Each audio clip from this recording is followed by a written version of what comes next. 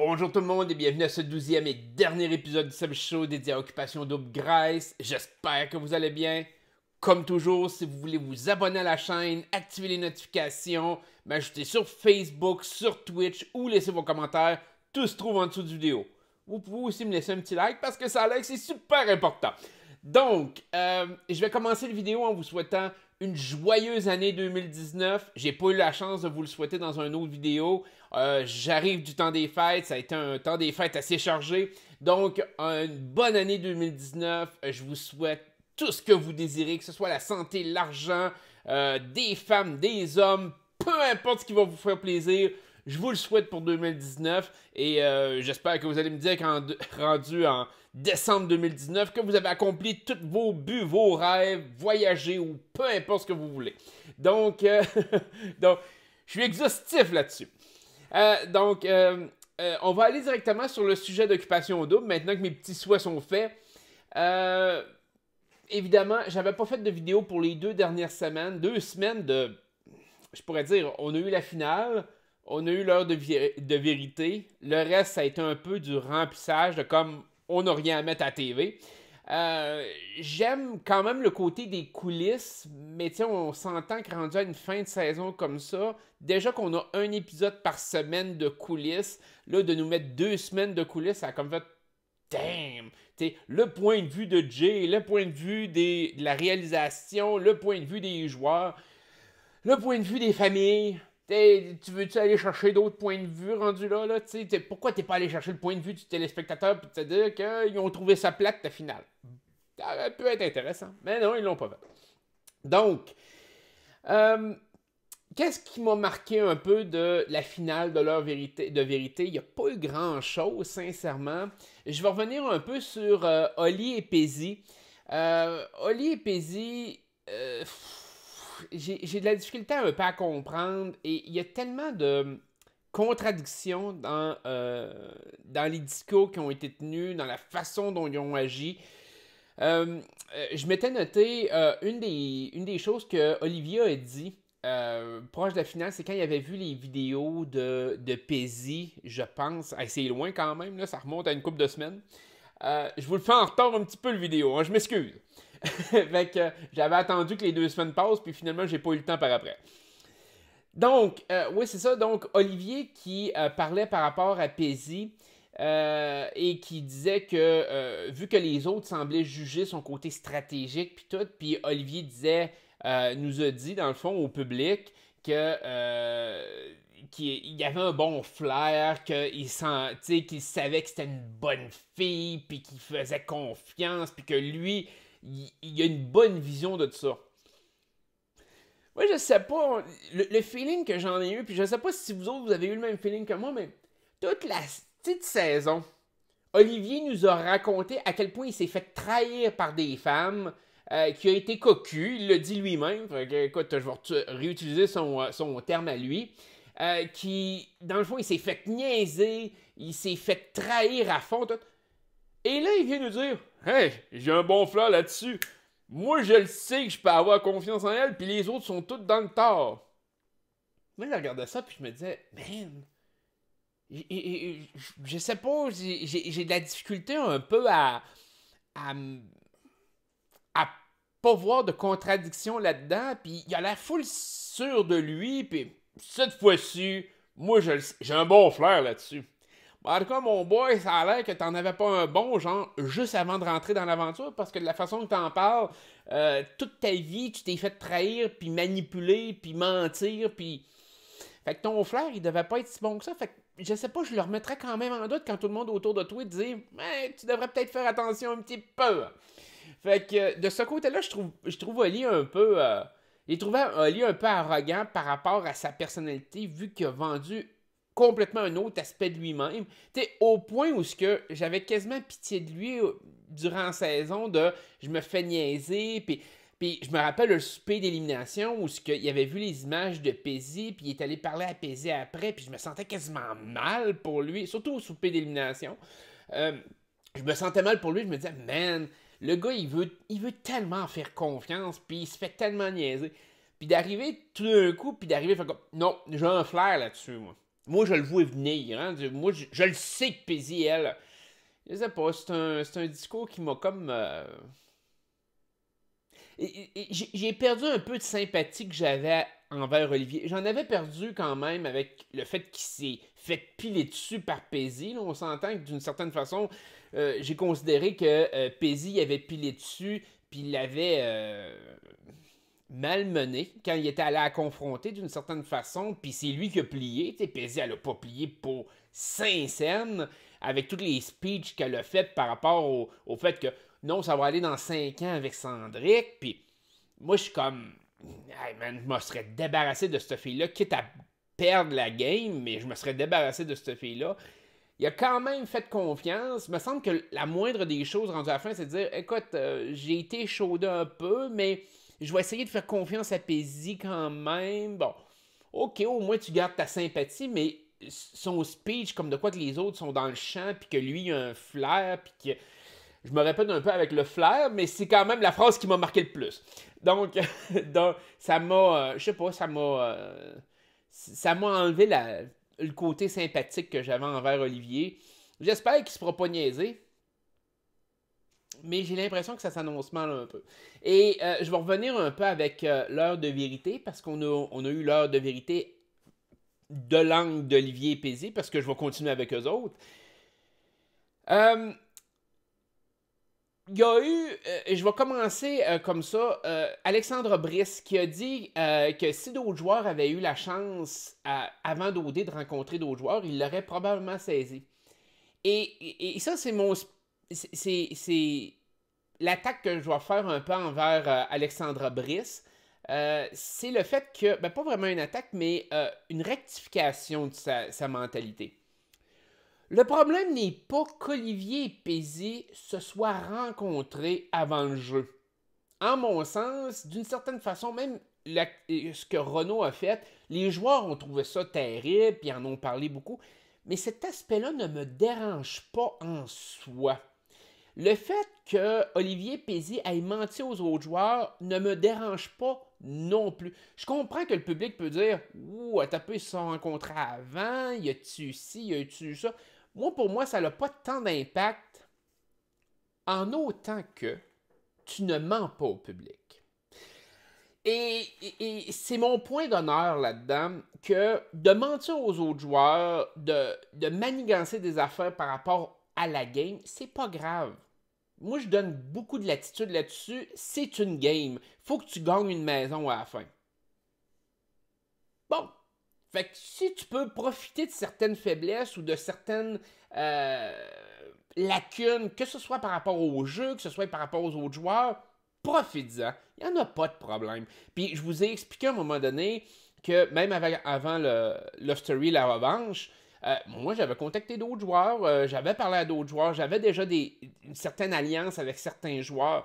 Donc, de ce côté-là, puis il y a certaines alliances qui n'ont pas abouti, il y a certaines alliances qui ont chié, il y a certaines alliances qui ont toffé. Bizarrement, la seule alliance que j'avais vraiment pas faite, c'était celle avec Priscilla, et finalement, c'est celle qui m'a perduré jusqu'à la fin, et dont j'ai été le plus content. Donc, c'est pour ça que je vous dis, ça fait partie de la game d'une certaine façon, puis je comprends que le public peut être déçu qu'un joueur en rencontre un autre avant la game, mais si tu mens pas au public, à partir du début, moi je trouve que c'est fair. Dans le sens que tu avoues au public, ah oui, ben on se connaissait. Parce qu'on pourrait se trouver dans une situation où deux joueurs se connaissant, mais ne sachant pas qu'ils font l'aventure, se retrouvent dans l'aventure. Est-ce qu'on pourrait les brimer à cause de ça? Non. En mon sens, non.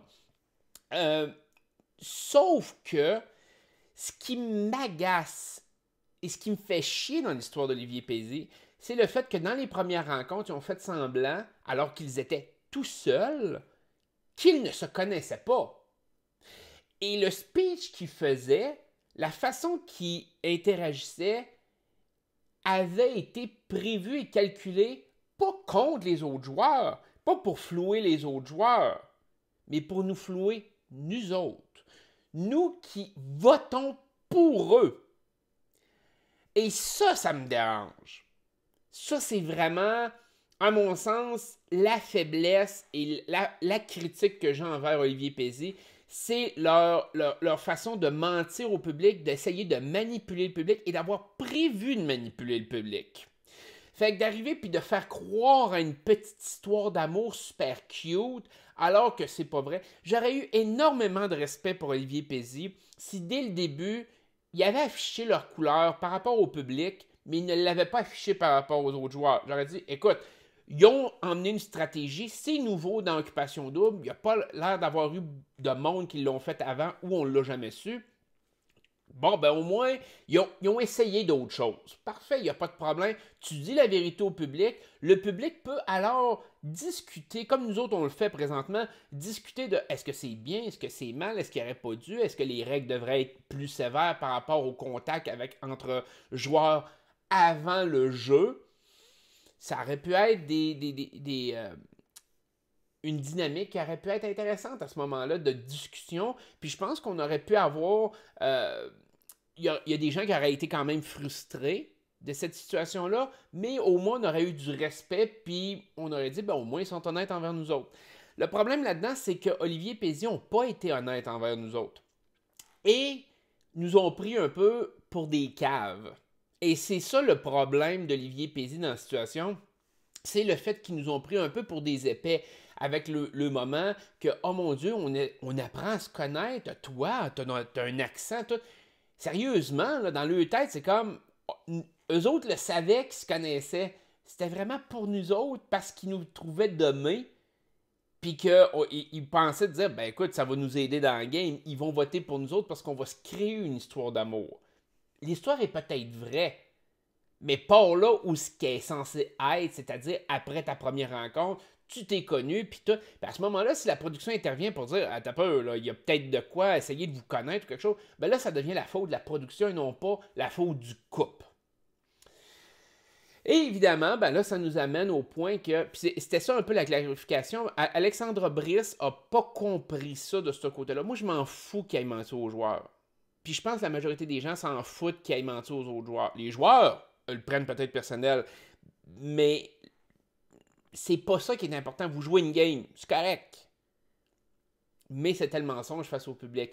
Et la preuve de tout ça, à quel point ils se foutent du public, c'est quand ils ont fait, genre, on s'excuse. Ils se sont excusés aux autres joueurs parce qu'ils étaient dans l'heure de vérité. Ils se sont excusés autour. Mais en aucun temps, ils se sont excusés envers le public. En aucun temps, ils ont dit on s'excuse, même envers leur famille, leurs amis, leurs proches. Peut-être qu'ils l'ont fait dans le privé, donc je ne jugerai pas cette partie-là. Mais ultimement, ils ne se sont pas excusés face au public de dire on aurait peut-être dû dire la vérité au public, au moins, et ne pas faire le niaisage au début alors qu'on était tout seul puis faire semblant qu'on ne se connaissait pas. Au moins s'excuser là-dessus. Ils ne l'ont pas fait. Olivier a été confronté par les autres joueurs. Il a plié, c'est correct, pour les autres joueurs. Pézy n'a pas plié pantoute, elle s'en contrefou éperdument. On s'en est rendu compte assez vite. Mais au moins, s'il avait fait cette étape-là de s'excuser envers le public puis d'avoir pris un peu le public pour des innocents, ben, ça leur a aidé un peu le côté image qu'ils peuvent projeter, mettons. Fait que, moi, je trouve que c'est le couple le plus perdant de la gang. C'est pas pour rien non plus qu'ils ont fini avec quoi? C'est 7%. À 7% de vote, là, il n'y a pas grand... Ben, il n'y a pas grand monde. Ça peut être encore quand même une couple de centaines de votes, mais à 7%, je pense pas que tu pètes dans le 20 000 votes. Là. On s'entend, là.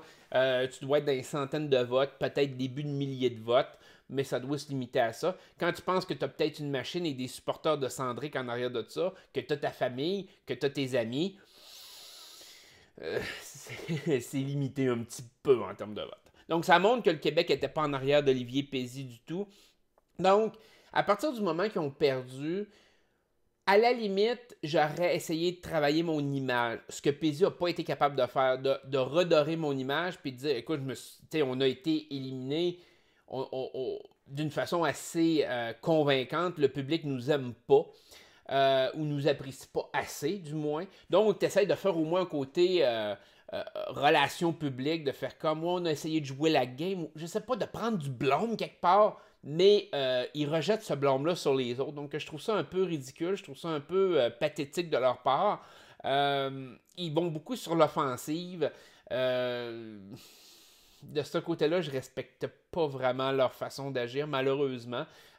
Olivier, c'est dommage parce qu'Olivier, j'avais quand même une vibe positive de lui dans le jeu. Et je sais pas à quel point c'est Pezzy qui amène ce côté négatif-là de lui. Il est tellement sa défensive à cause de Pezzy qu'on dirait qu'il change de personnalité à cause de ça. Je sais pas. C'est peut-être une mauvaise analyse de ma part, mais c'est quand même le sentiment qui m'a habité quand j'ai vu l'heure de vérité. Donc, par rapport à l'heure de vérité, à part de ça, on a vu tout le segment Mean Girl, donc avec Pezzy, justement, qui bitchait les autres filles, puis tout. Et de ce côté-là, je pense que ça démontre un peu le mauvais côté de Pezzy, puis c'est un peu ça qui me dérange, parce qu'il y avait eu la comparaison un peu plus tôt dans la saison, il y a quelques semaines, de Pezzy par rapport à moi, par rapport à son speech qui a été full stratégique, tout. C'était stratégique, assume-les. C'était bitch, assume-les. Quand j'ai fait Love Story, j'ai assumé le fait que j'allais mentir, tricher, que j'étais le méchant. Je l'ai assumé à plein. J'ai pas commencé à arriver et dire ah ben non, mais tu sais, je suis pas si pire que ça. Non, non. J'étais un mange-mal, j'étais un trou de cul dans le jeu, j'ai joué ma game pour me rendre à la fin, je l'assume pleinement. Correct. Au moins tu t'assumes. Tu savais où ce que tu t'enlignais, tu savais ce que tu voulais faire. Assume-les jusqu'au bout. Non, Pezzy, c'est comme, non, mais je suis une bonne fille, puis là, tout le monde s'en prend à moi, je comprends pas, puis, tu sais, j'ai pas été si méchante que ça. Les autres filles aussi le font. Hey, man, ta gueule. Femme, ta crise de gueule, puis assume-toi. T'as été bitch, t'as été bitch. Commence pas à te défendre en faisant comme, ouais, mais les autres aussi ont été. Non, non. Non. C'est toi qu'on voit à TV. Les autres, ils se défendront sur ce qu'ils ont à se défendre. C'est toi qu'on voit à TV. Essaye d'avoir une colonne vertébrale un peu, là, puis de prendre tes torts. Mais je pense que c'est bien de valeur. C'est comme. On dirait que la seule personne envers qui, là, à fond, c'est envers Cendric. Puis même à ça, même avec Cendric, c'est comme. Il dit t'as menti. Non, non, j'ai pas menti. Non, je mens pas. Non, je mens pas. Hey man, assume-toi, Chris! C'est comme malsain comme mentalité qu'elle a.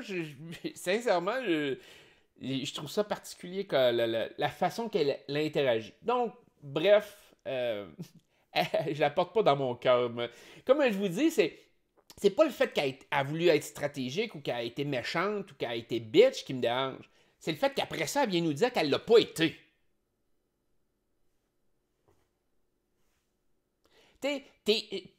Logiquement, là, soit que tu nous ris en pleine face, soit que t'es crissement épaisse. Pour moi, là, c'est deux choix. Il n'y a pas beaucoup d'entre-deux là-dedans. Là. Fait que, moi, dans ma tête, c'est comme, assume-toi au moins. Au minimum, je vais avoir du respect pour toi en tant que joueur. Mais t'es dans le déni le plus total. Toute l'histoire avec Cendric, l'affaire avec Olivier, comment qu'elle a été bitch envers Olivier. Elle est dans le déni.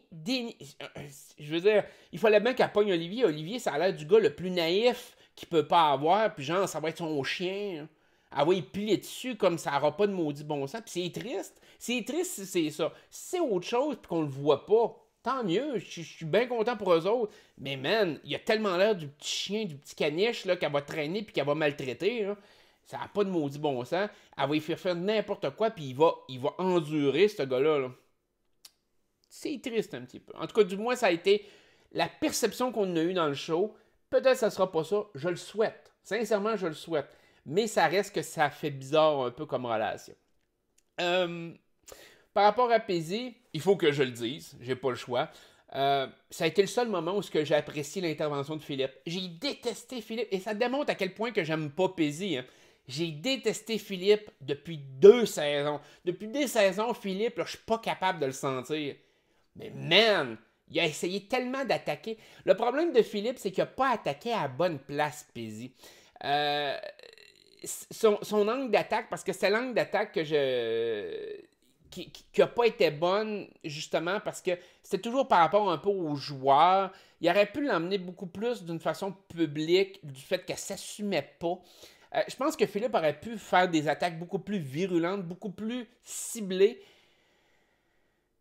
Mais il a retourné ça beaucoup sur les joueurs. Ça, c'était un petit peu faible, mais je trouve au moins qu'il a défendu son point. Philippe a bien paru à l'heure de vérité, en mon sens. Pas le meilleur angle d'attaque, mais au moins j'ai apprécié ses interventions. Fait que de ce côté-là, il faut que je tire mon chapeau et donner le crédit où ce qu'il est, où ce qu'il y en a. Donc Philippe, super bonne intervention quand même à l'heure de vérité. Je suis content de ça. Bon, sur l'heure de vérité, qu'est-ce que j'ai eu d'autre? Ben, c'est sûr qu'il y a eu la victoire d'Andrew et Catherine. J'ai aimé le fait qu'il nous donne le pourcentage à la fin. Donc, c'était 74% pour Andrew Catherine. Je vous le disais depuis des semaines, à partir du moment que Jonathan Maude était en dehors du décor, c'était Andrew Catherine. Il y a beaucoup de monde qui m'ont signé de dire non, non, Renaud veut tellement, puis Renaud est tellement aimé. Pour moi, ça faisait aucun doute que Renaud avait comme pas de chance en finale. L'image qu'il projetait n'était pas assez bonne pour gagner comparé à Andrew Catherine. Aussi le fait que Andrew Catherine, surtout Catherine, avait une machine déjà rodée en arrière d'elle.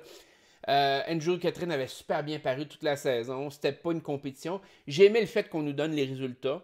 J'ai été surpris qu'on nous les donne parce que je pense qu'ils nous les ont donnés aussi l'année passée. J'en avais parlé un peu. Mais les donner dans un pourcentage aussi élevé que ça, je pense qu'il y aurait. Je pensais qu'il préserverait un peu Renaud, Jessica. Je m'attendais pas que Renaud Jessica soit aussi bas. C'était quoi? C'est 18%. Je m'attendais à quelque chose autour de 30%. Mais ça démontre que Andrew Catherine était vraiment overpower dans ce genre de situation-là. Là, ça aurait été le fun de voir Jonathan Maude contre eux, voir où, où se situait l'impact de un vrai couple à OD. Est-ce que le public voulait vraiment voir un vrai couple à OD ou si un non-couple aurait pu gagner dans cette situation-là? Ça aurait été intéressant de voir et ça aurait été intéressant de voir les pourcentages d'appréciation en arrière de ça. Ça, j'aurais vraiment aimé ça, voir ça. Ensuite de ça, bon, Andrew a été vu beaucoup comme stratégique. Lui, ça lui faisait peur de perdre à cause de ça. Là, il a parlé de. Il y a eu son breakdown à Hawaii puis des choses comme ça. Finalement, c'est le côté coupe, mais aussi le côté stratégique a quand même été bien perçu par Andrew. Donc, ça rouvrait quand même un peu la porte à des joueurs un peu stratégiques. La production veut pas vraiment ça, mais en tout cas, ça rouvrait quand même la porte à un joueur un peu plus stratégique. Andrew a peut-être pas été le fin stratège qu'il pouvait être. Donc, de ce côté-là, le côté stratégique, je l'évalue plus ou moins par rapport à Andrew, mais il s'affichait comme étant stratégique. Je trouvais que son jeu social était bon. Donc, si on inclut le jeu social, les interactions qu'il avait avec les autres et que ça faisait partie de sa stratégie d'avancer ses pions comme ça, je pense qu'il a réussi d'une certaine façon. Je pense pas qu'il fallait qu'il se sente mal de ça ou se voir comme quelqu'un qui ne gagnerait pas à cause de ça. Justement, ça limite le type de jeu futur pour d'autres joueurs. On dirait qu'il y a comme une. On dirait qu'il oppresse les joueurs du sens de dire que si vous êtes stratégique, vous ne gagnerez pas. Puis on dirait que les joueurs se sentent mal d'essayer d'être stratégique. Ils essayent juste d'y aller avec les histoires de coupe et tout. Puis je trouve toujours ça un peu épais, là, sincèrement. Bon, qu'est-ce que j'avais noté d'autre? L'heure de vérité serait bon si. Ok. L'heure de vérité, bon, si. L'heure de vérité, je pense que le gros problème qu'il y a, sincèrement, c'est que beaucoup de joueurs, pas tous, mais beaucoup de joueurs ont déjà eu des contacts ensemble avant l'heure de vérité.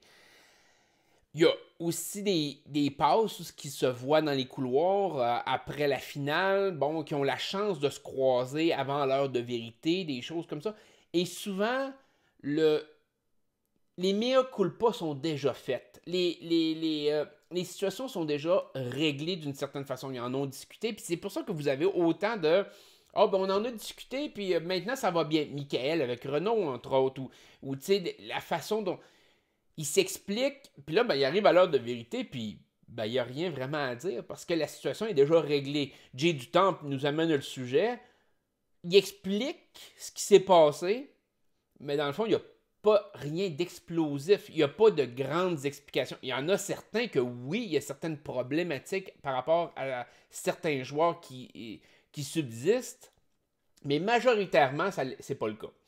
Donc, moi, je pense que pour l'heure de vérité, il faudrait vraiment que les joueurs n'aient aucun contact les uns envers les autres. C'est sûr que c'est un peu problématique, sincèrement, pour ceux qui reviennent très tôt de l'aventure.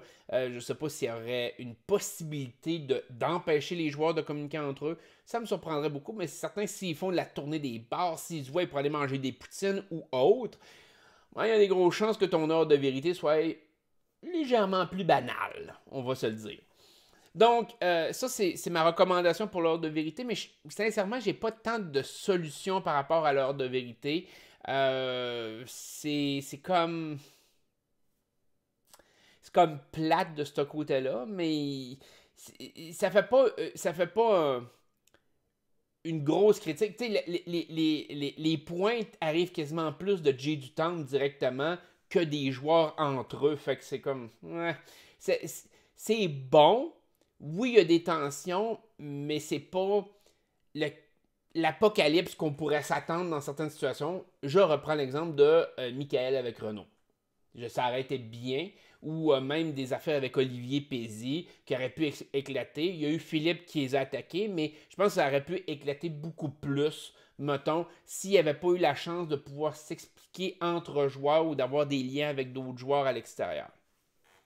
En tant que tel, bon, cette saison-ci, mon gros must qu'il faut que je note, c'est Jay du Temple. Je trouve qu'il a été un super bon animateur. L'année passée, je l'avais critiqué. Cette année, je trouve qu'il a fait une superbe de belle job. Occupation Double va revenir l'automne prochain. C'est pas trop surprenant. C'est une saison qui a bien fonctionné cette saison-ci, beaucoup mieux que la saison passée. Donc, de ce côté-là, il fallait s'y attendre. Je pense qu'ils ont aussi, ça a été une belle saison. Ils ont quand même fait des bons choix de candidats.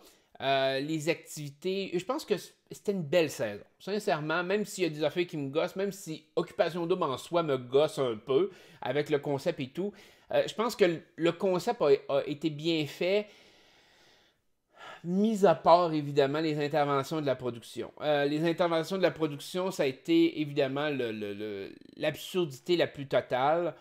Est-ce que ça va avoir un impact pour la saison prochaine? Je ne pense pas. Je sais qu'il y a des gens qui parlent de boycott et autres. Je pense pas que ça a l'air un réel impact. Puis je pense pas vraiment qu'il y a beaucoup de gens qui vont suivre ce type de boycott-là. Mais l'intervention de la production nuit considérablement au jeu. Par contre, ça aide la production. Ça aide ce que la production veut obtenir comme résultat. Donc,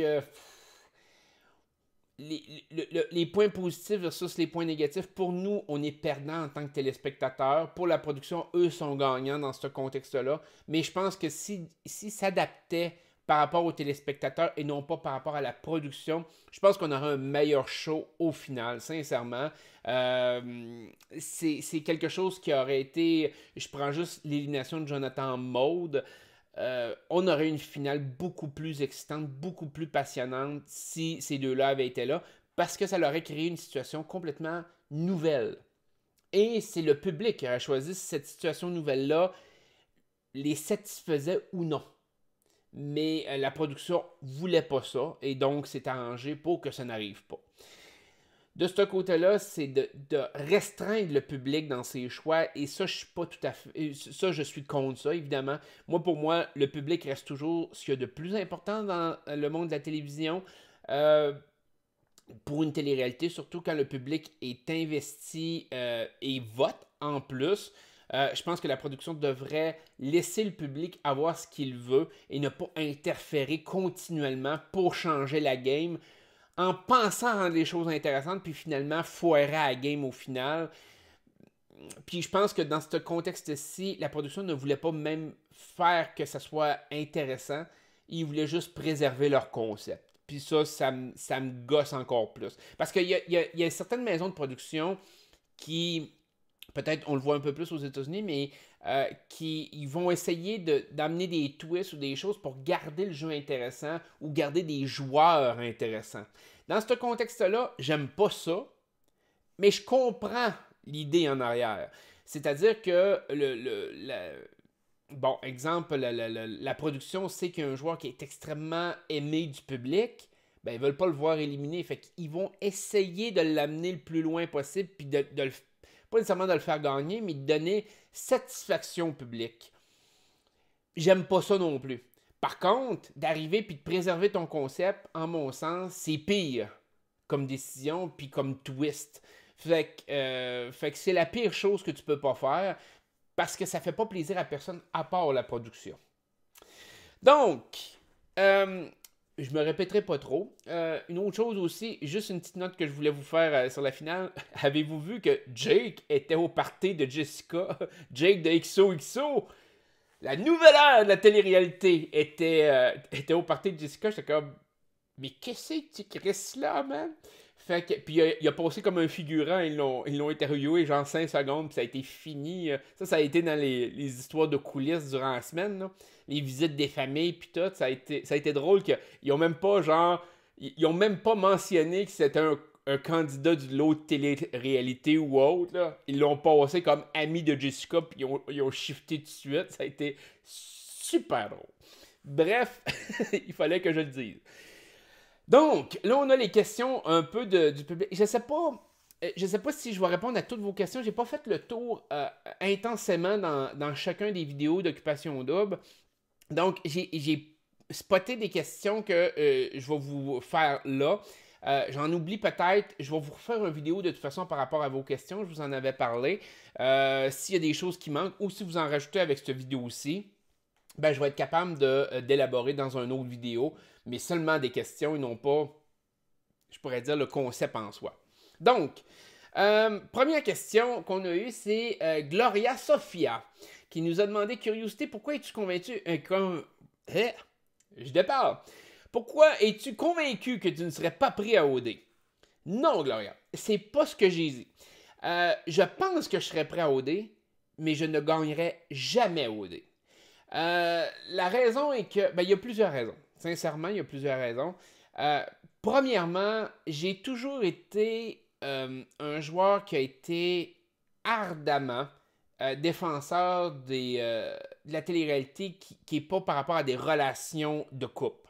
J'ai toujours critiqué ouvertement des émissions comme Occupation Double, bon, XOXO, des choses comme ça, parce que je trouve ça ridicule, le concept de relation de couple. Donc, est-ce que, sincèrement, je m'en irais dans Occupation Double pour trouver l'amour? La réponse est non. Est-ce que je ferais semblant de vouloir trouver l'amour pour gagner une maison? Non, parce que ça voudrait dire que je vous bullshitterais vous autres. Et ça, c'est hors de question. Ensuite de ça, mettons, je trouve vraiment l'amour. J'y vais de façon, je trouve l'amour. Je suis célibataire, pourquoi pas? Je pourrais trouver l'amour. Maude, bonjour Maude. Je fais la télé-réalité, je fais Occupation Double pour trouver l'amour. Malgré tout, on ne me fera pas gagner à la fin. Premièrement, parce que la production aurait peur que ça serait un coup monté, que j'aurais pensé à tout ça, puis que justement, ça serait super stratégique. Même si je suis vraiment bien intentionné, la production va avoir peur de ça. Deuxième des choses, ils ne voudront pas voir un joueur qui a critiqué autant cette télé-réalité-là gagner à la fin ou se rendre en finale. En fait, je subirais probablement le sort de Jonathan et Maude de cette saison-ci, c'est-à-dire me faire éliminer par une twist rendue à côté ça à la fin. On me garderait parce que peut-être que je drainerais des codes d'écoute, peut-être que j'emmènerais des nouvelles personnes qui voudraient me voir interagir dans Occupation Double. Ils voudraient me garder pour ça, mais ils s'assureraient que je ne ferais jamais la finale. Parce que je ne pense pas qu'ils trafiqueraient la finale pour que je perde, mais je peux vous garantir qu'ils vont tout faire pour me faire sortir avant la finale.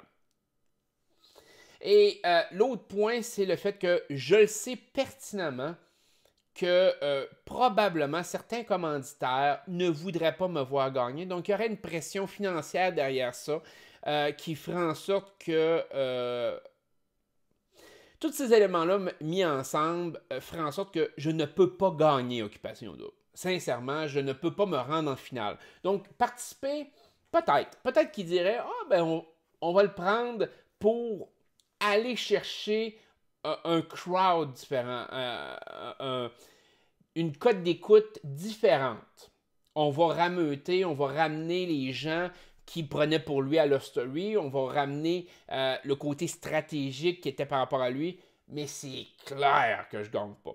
J'y ai pensé, j'ai été en réflexion sincèrement, c'était le printemps passé, l'été passé, de dire Occupation double. En plus, j'adore la Grèce. J'ai toujours voulu aller en Grèce. Donc, je regardais ça puis je me disais, je pourrais essayer avec Occupation double. Et je réfléchissais, plus j'étais persuadé, hors de tout doute, que on ne me ferait pas aller à la fin. Et à quoi ça me sert de participer à une télé-réalité que je sais va être biaisée pour me faire perdre?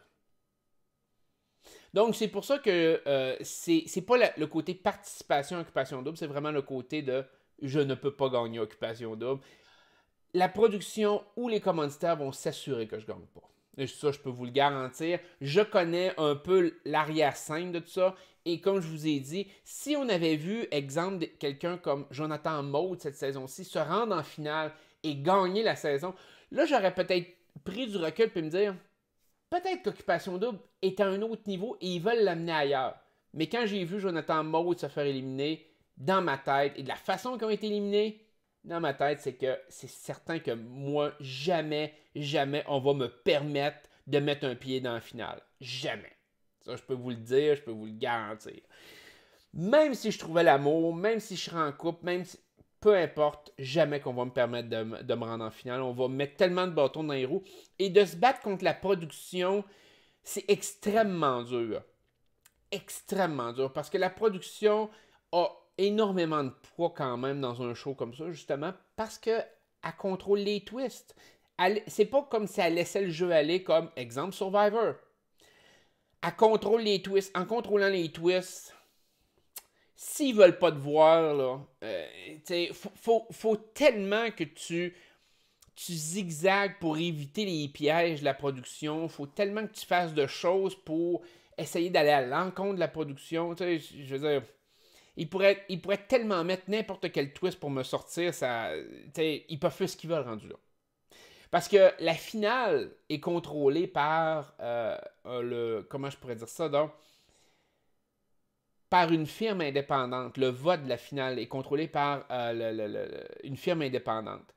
Mais probablement que, même pour me sortir, s'ils voient que les twists, même si j'étais super brillant par rapport à comment je gère dans le jeu les twists, puis être capable de me sortir des tables d'élimination pareil, tout, ils feraient probablement une twist comme de quoi que c'est le public qui vote pour, mettons, sortir un couple ou sortir quelqu'un, et ils me feraient sortir sans avoir de vérification externe ou autre, simplement pour me voir sortir. Fait que c'est pour ça que je vous dis, dans un scénario comme ça, me présenter, c'est comme inutile par rapport à Occupation Double. Ils sont pas prêts à un joueur comme moi. Ils veulent pas un joueur comme moi. Et moi, en plus, c'est certain qu'ils veulent pas me voir en finale. Fait que c'est une addition de plein de choses. Donc, j'espère que j'ai répondu à ta question, Gloria. J'ai eu Jenny Lafrenet. J'ai de la misère. Je vais dire Jenny, je ne sais pas comment le prononcer, mais je pense que c'est Lafrenet. Penses-tu que le couple OD, Kat et Andrew va durer dans la vraie vie? Ça, c'est un côté que c'est dur à dire parce qu'il y a tellement de choses qu'on n'a pas vues d'eux autres. Justement, le breakdown à Hawaii, les conflits qu'ils ont peut-être eu par rapport aux images qu'ils ont vues.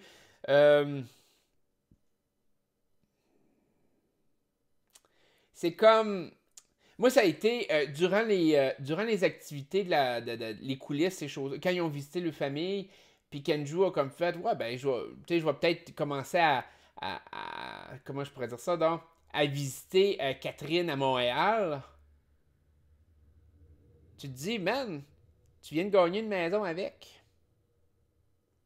C'est clair qu'il compte pas l'habiter. C'est comme. En tout cas, ça n'a pas l'air dans les plans pantoute. Puis je comprends que c'est tout de suite après qu'il soit sorti, mais présentement, c'est pas dans les plans de l'habiter. Ils vont probablement la vendre. Est-ce que je mets de l'espoir là-dedans? Je pense que c'est possible. C'est possible qu'ils restent ensemble. Mais vite comme ça, pour moi, c'est du 50-50. Je me pose pas vraiment la question. À mon sens, il y a tellement d'aspects extérieurs. Ça va dépendre de si ça fit en dehors. Si j'avais à dire mon sentiment profond, je pense pas que ça t'offre. Mais ça pourrait t'offrir. Je vais dire ça de même. Bref, ok. On a Alexandre Roy qui dit: crois-tu à ça, le vote du public? J'ai l'impression que la production s'interpose tellement que lorsqu'on nous demande de voter, je suis toujours méfiant. Le vote du public, comme en finale, dans le cas d'Occupation Double, il y a une firme extérieure qui est mandatée pour vérifier le vote. Ça, c'est beaucoup plus dur pour la production de se faufiler là-dedans, parce qu'une firme extérieure, comme je pense que c'était Raymond Chabot cette année, Raymond Chabot ne voudra pas perdre son nom pour backer une télé-réalité. On s'entend que Raymond Chabot, c'est une firme quand même qui probablement se fout éperdument d'un show comme Occupation Double en termes monétaires. Ils ont des clients qui sont beaucoup plus gros, beaucoup plus importants, et la dernière chose qu'ils veulent, c'est perdre la face ou mentir puis être poursuivi ou peu importe. Donc, quand une firme indépendante comme ça intervient, je pense que le vote du public est assez safe. Je pense sincèrement que le vote devient, je pourrais vous dire à 98% de chance, safe. Est-ce qu'il peut y avoir quand même une twist en arrière de ça, de dire, tu sais, comme on a peut-être vu dans certaines autres télé-réalités, qu'une information circule qui permette à une famille de mettre un peu plus d'argent pour faire gagner ou des choses comme ça quand le vote est serré? Ben là, à ce moment-là, c'est plus le vote qui est comptabilisé par la firme, le problème. C'est que tu as des gens qui deviennent comme des sources qui révèlent de l'information. Est-ce que la production pourrait le faire? Oui, dans une certaine mesure, si vous ne voulez pas voir gagner quelqu'un, mais comme je vous ai expliqué dans une autre vidéo un peu plus tôt cette saison, la production a rarement un intérêt à voir quelqu'un gagner plus qu'un autre. Dans le sens que la production se fout un peu de qui gagne à la fin. En autant que ça satisfait le concept de la télé-réalité. Dans le cas d'Occupation Double, c'est un peu pour ça qu'ils ont sorti Jonathan et Maude avant la finale. Parce qu'ils savaient que, rendu en finale, le vote pouvait être en leur faveur. Donc, ça a été préservé justement pour pas qu'ils atteignent ce stade-là. Ils atteignent le vote du public. Donc, ça démontre que le vote du public est probablement plus légitime. S'il y avait un vote durant la saison, comme on a vu un peu l'année passée, quand il y a eu une immunité avec Pascal Hugo, là, à ce moment-là, c'est un vote pas mal comptabilisé sur un coin de table, si on pourrait dire. Est-ce qu'il pourrait favoriser un joueur plus qu'un autre? Oui. S'ils ont un favori qu'ils veulent voir se rendre loin, là, à ce moment-là, je te dirais qu'il y a des chances qu'ils puissent jouer un peu avec les votes. Mais lorsqu'il y a une firme extérieure, sincèrement, je pense pas. À mon humble avis, parce que comme je vous dis, surtout quand c'est une grosse firme, c'est sûr que si tu prends une firme Ticlin qui est sur le coin de la rue, ben là c'est une autre histoire, mais une grosse firme comme Raymond Chabot ne perdra pas son nom pour Occupation Double, on s'entend. Fait que j'espère avoir répondu à ta question là-dessus. Multigaming. Crois-tu que Renaud et Jessica auraient gagné au dé si la production avait moins montré Renaud comme quelqu'un de stratégique et peut-être plus quelqu'un qui joue une game au début de l'aventure? Je vais peut-être l'analyser différemment parce que quand tu dis montrer Renaud comme quelqu'un de stratégique et peut-être quelqu'un qui joue une game au début de l'aventure, pour moi, c'est la même affaire les deux. Là. C'est peut-être moi qui lis mal ta question. Le Renault, c'est pas le problème du côté stratégique. Renault, c'est les agissements qu'il y avait. Par exemple, je vais prendre l'exemple de quand il était couché sur le lit puis qu'il a dit hey, moi, si je suis dans la maison des exclus avec Alexandra, là, je couche avec pendant 3 semaines de temps. Pendant qu'il est censé en aimer une autre. Ça, c'est le genre d'affaire qui marche pas. C'est pas stratégique pour Saint-Saëns. Si tu avais vu Renaud qui avait été avec les 3 filles en voyage, entre autres, puis qui avait dit ouais, je vais essayer de m'approcher des filles parce que stratégiquement, ça va être un vote supplémentaire, peut-être qu'elle va avoir un pouvoir, puis elle va me garder, puis tu sais. OK, fine. Je pense pas que ça aurait mal passé par rapport au public, puis je pense que ça y aurait juste donné plus de crédibilité. Mais non, ce qu'on a vu, c'est Renaud qui parle de genre, il faut que j'y liche le mamelon, puis des affaires de même. Tu sais, c'est comme. C'est le côté désagréable de Renaud. C'est le côté genre. Tu sais, je pourrais dire. J'utiliserais le terme coureur de jupons, c'est pas vraiment ça, mais l'homme à femme, mais genre vulgaire un peu. Puis qu'il sacre des filles tout de suite, comme il a fait avec Maud, de faire comme, tu sais, dès qu'il y a eu Jessica, c'est comme, hey, la coiffeuse de Chambly. Après ça, quand l'autre est rentré, je me rappelle pas de son nom, je m'excuse, la rousse, là, Marilyn, je pense. Donc, je me trompe peut-être, là, je me rappelle pas de son nom. Puis tout de suite, dès elle a montré qu'elle n'était pas intéressée à lui, il a comme été sur l'attaque, puis il l'a piqué. C'est des affaires de même qui ont nuit à Renault, et non pas l'aspect stratégique. Je pense que l'aspect stratégique aurait été respecté par le public, mais il avait l'air tellement genre d'un mange-marde, mais de façon émotionnelle. Faut pas que vous oubliez que majoritairement, c'est des femmes qui votent à Occupation Double. C'est plate, mais c'est un fait.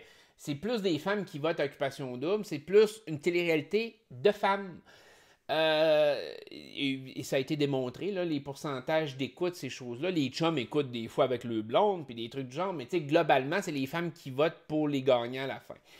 Donc, même si c'est une proportion de 70%, 30%, ben ça reste quand même que les femmes sont majoritaires. Et les femmes, de voir un gars, genre, manquer de respect autant envers les femmes, le gars, il partait avec un méchant déficit. Fait que c'est pas l'aspect stratégique. Je pense que si, au contraire, Renaud avait été juste stratégique, mais qu'il n'aurait pas été irrespectueux envers les femmes, ou du moins que la perception aurait été qu'il n'aurait pas été irrespectueux envers les femmes, je pense que Renaud aurait pu gagner. Sincèrement, je pense qu'il aurait pu gagner. C'est Renaud qui s'est tiré dans le pied avec sa personnalité. J'allais dire sa personne, mais c'est sa personnalité d'une certaine façon. Donc, de ce côté-là, non, en mon sens, c'est pas l'aspect stratégique du tout qui nuit à Renaud, c'est vraiment sa personnalité. Ensuite de ça, on a eu Malicia qui nous a dit pour le vote des exclus, j'ai pas compris pourquoi Maud et Joe n'étaient pas à la table et à avoir le droit de vote. Ils étaient pourtant éliminés, donc des exclus. Il faut que vous compreniez, c'est toute une grosse dynamique un peu bizarre qui est Occupation Double. Occupation Double est filmé comme 3 semaines avant que ce qu'on on voit. Donc, ce qui arrive, c'est que quand arrive un événement, une élimination, les personnes qui se font éliminer sont séquestrées à l'extérieur. Donc, comme exemple à Hawaï, ils ont gardé les joueurs pendant 2 semaines à Hawaï. Ben, c'est la même chose en Grèce, ils les amènent quelque part pendant 2-3 semaines, puis ils les gardent là pour que le public ne sache pas qui a été éliminé. Le problème qu'il y a eu dans la table d'élimination par rapport à Yann et Juliane, c'est le fait que tu tombais dans cette catégorie que ramener Joe et Maud aurait fait en sorte que dès qu'ils seraient arrivés à l'aéroport, tout le monde aurait popé qu'il avait été éliminé, puis que dans le fond, on aurait vu, dans le fond, les gens auraient su l'élimination de Joe et Maud à l'avance en arrivant à l'aéroport.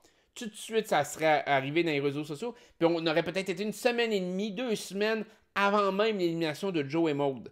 Fait que c'est cette problématique-là qui a fait en sorte que, oui, il aurait pu y ramener pareil, mais ça aurait causé un problème de logistique terrible et ça aurait pu créer une situation où le punch de leur élimination aurait été connu du public et le public aurait probablement été en crise 2 semaines avant qu'il ait été en crise de toute façon. Fait que je comprends qu'il aurait pu le faire, mais dans le contexte du timing, c'était pas une question d'editing ou de comment je pourrais dire ça, de montage, là, pas d'editing, je vais utiliser le terme français, là, de montage. C'était vraiment une question que il était séquestré ailleurs et en les ramenant, le public l'aurait su avant l'élimination, dans le fond, qui avait été éliminé. C'est vraiment une question de tout ça et c'est pour ça que ils n'ont pas été à la table de délibération pour le vote. Je ne pense pas de toute façon que ça aurait fait une différence. De ma connaissance, et peut-être que je me trompe, mais je crois qu'à OD+, ou d'une entrevue, ou peu importe, ça avait été dit que Jonathan Aymon s'est exprimé à la table de délibération par vidéo. Et que dans le fond, il avait dit qu'il voulait garder Yann et Juliane dans l'aventure. La table a décidé autrement de toute façon. Fait que je pense que ça n'aurait pas eu de poids. Fait que c'était vraiment pour préserver le punch, Malicia. C'était pas autre chose que ça de préserver l'élimination des deux. Ils ne pouvaient pas faire la table de délibération avec ces deux-là sans casser, dans le fond, le moule de séquestration, je pourrais dire. Fait que moi, j'ai fait le tour un peu d'Occupation Double. Je me suis étiré sur beaucoup de sujets. J'espère que ça n'a pas été trop pénible pour vous. Je savais pas trop ce que je m'alignais là-dessus. J'avais mis vos questions. J'avais un peu mon minding en tête. Mais j'ai rappé un peu la saison d'Occupation Double. J'avais tellement d'affaires à faire. Puis je me dis, il y a des affaires qui étaient comme plates un peu à jaser. Fait que je me suis répété sur certaines choses et j'ai élaboré sur des affaires que je pensais même pas élaborer. fait que j'espère que ça vous a plu. Je vais vous revenir prochainement avec les questions, peut-être par rapport au show aussi. Si vous avez d'autres questions par rapport à Occupation Double, marquez-moi là, ou si vous voulez que je vous précise des choses plus précises. Mais je ne ferai plus de vidéos par rapport à la saison en soi, donc une vidéo complète qui analyse. Ça va être vraiment des questions. Je vais également répondre à vos questions qui sont plus personnelles ou plus générales dans des questions-réponses que je vais vous poster dans les prochaines semaines. Donc, ça va être vraiment ça. Avant que la nouvelle saison de télé-réalité commence, ça va être une saison US, là, un peu plus. Donc, avec Survivor, entre autres, et des choses comme Amazing Race, Big Brother aussi. Donc, je vais vous laisser là-dessus. Prenez soin de vous autres. Un gros merci de m'avoir suivi durant cette saison d'Occupation Double. Et je vous dis à la prochaine saison de télé-réalité. Bye bye.